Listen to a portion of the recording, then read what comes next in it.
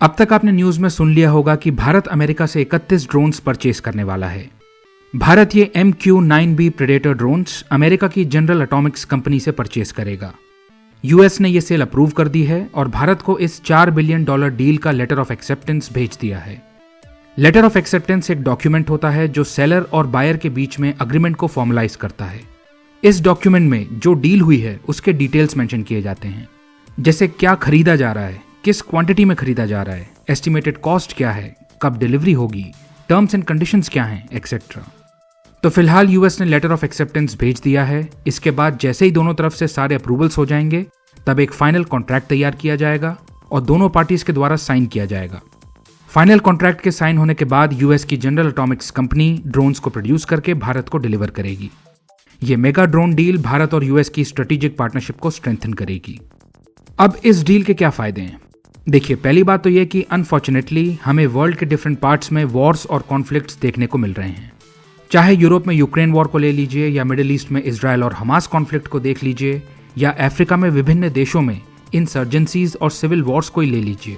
बहुत सी जगह हमें कॉन्फ्लिक्ट्स होती हुई दिखाई देंगी और कई ऐसी जगह हैं जहां कॉन्फ्लिक्ट्स जैसी सिचुएशंस पनप रही हैं और भविष्य में वॉर्स हो सकते हैं। और दूसरी बात ये कि नेचर ऑफ वॉरफेयर बहुत तेजी से चेंज हो रहा है।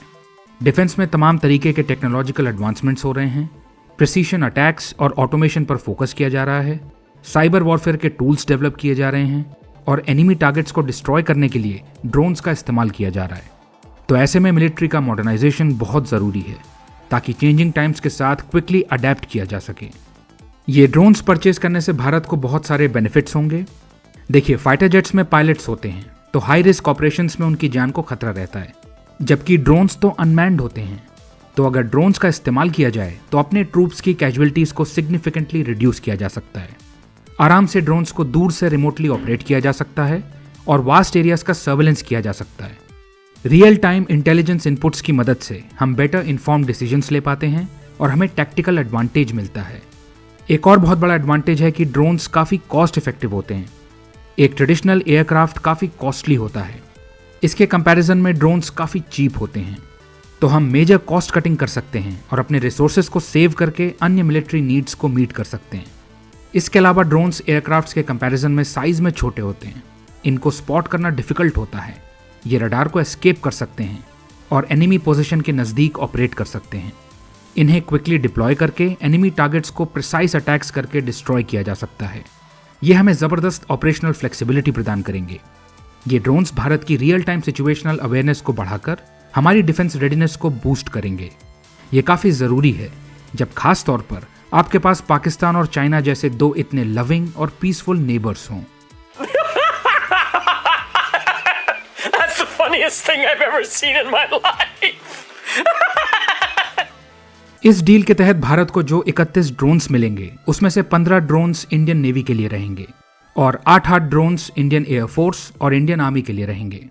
इंडियन नेवी को सी गार्डियन वर्जन मिलेगा जो हमें मैरीटाइम पेट्रोल और इंफॉर्मेशन गैदरिंग में मदद करेगा। इसमें एंटी सबमरीन वॉरफेयर किट लगाई जाएगी। इन ड्रोन्स की मदद से भारत सी को बेहतर तरीके से गार्ड कर पाएगा।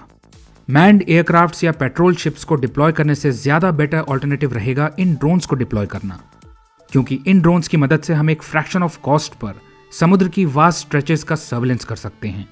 ये ड्रोन्स हमें रियल टाइम डेटा प्रोवाइड करेंगे जिनकी मदद से हम किसी भी तरह की सस्पिशियस एक्टिविटी को ट्रैक कर पाएंगे और स्विफ्टली पोटेंशियल थ्रेट से निपट पाएंगे।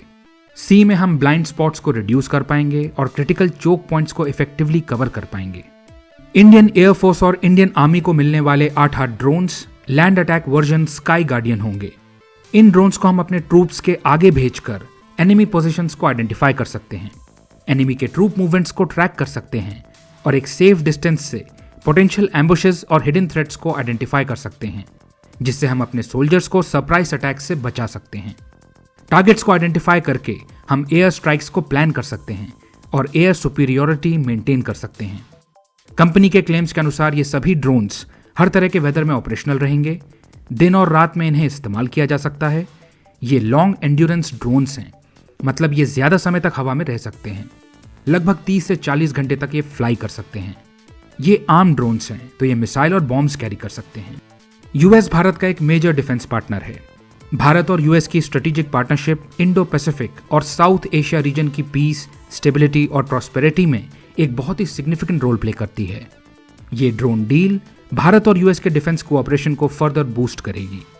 ये दोनों देशों के नेशनल सिक्योरिटी ऑब्जेक्टिव्स के लिहाज से एक बहुत ही महत्वपूर्ण डेवलपमेंट है।